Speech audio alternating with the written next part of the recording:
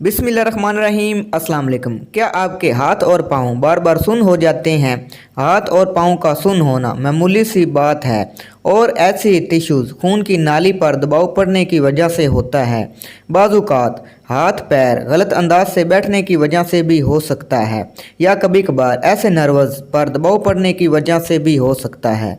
इन वजूहात के बायस हाथ और पाँव का सुन्न होना आम सी बात है, लेकिन क्या आप जानते हैं ये कैफियत किसी बीमारी जैसी शुगर या विटामिन की कमी के बायस भी होती है। तो आज की वीडियो में मैं आपको कुछ बातें बताऊंगा, उन पर अमल करके आप अपने हाथ और पाँव को सुन्न होने से बचा सकते हैं, इसलिए वीडियो आप एंड तक लाजमी देखें।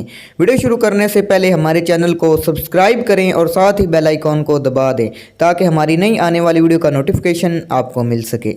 हाथ और पाँव सुन्न होने की वजूहात। शुगर से छोटी और बड़ी खून की नालियों को नुकसान पहुंचाती है जो हाथ और पाँव सुन्न होने की वजह बनती हैं।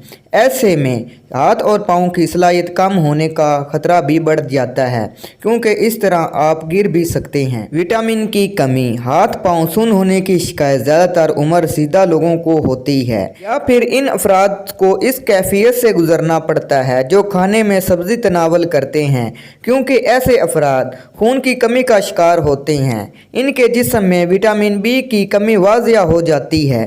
हाथ या पैरों की उंगलियों में चोट लगने से भी नरोज़ को नुकसान पहुंचता है। इसके अलावा जो लोग हर वक्त ऐसी वाइब्रेशन इस्तेमाल करते हैं जिनमें लर्जिश होती है, इनके नरोज़ को नुकसान पहुंचता है और हाथ पैर सुन्न हो जाते हैं। हाथ और पाँव सुन्न होने की सूरत में ये अमल अंजाम दें। तंग कपड़े और जूते ना पहने। अगर बैठे बैठे पैर या टांग सुन्न हो जाए तो उठकर खड़े हो जाएं और टांग को हरकत दें ताकि खून की रवानगी सही हो जाए। कमर और गर्दन के दर्द से बचने के लिए भारी वज़न ना उठाएं और जिस्म को एक ही अंदाज में हरकत ना दें। इन बातों पर अमल करें और अपने हाथ और पाँव सुन्न होने से बचाएं। अगर वीडियो आपको पसंद आए तो आपने लाइक करना है, चैनल को सब्सक्राइब करना है। मिलते हैं अगली वीडियो में। अल्लाह हाफिज़।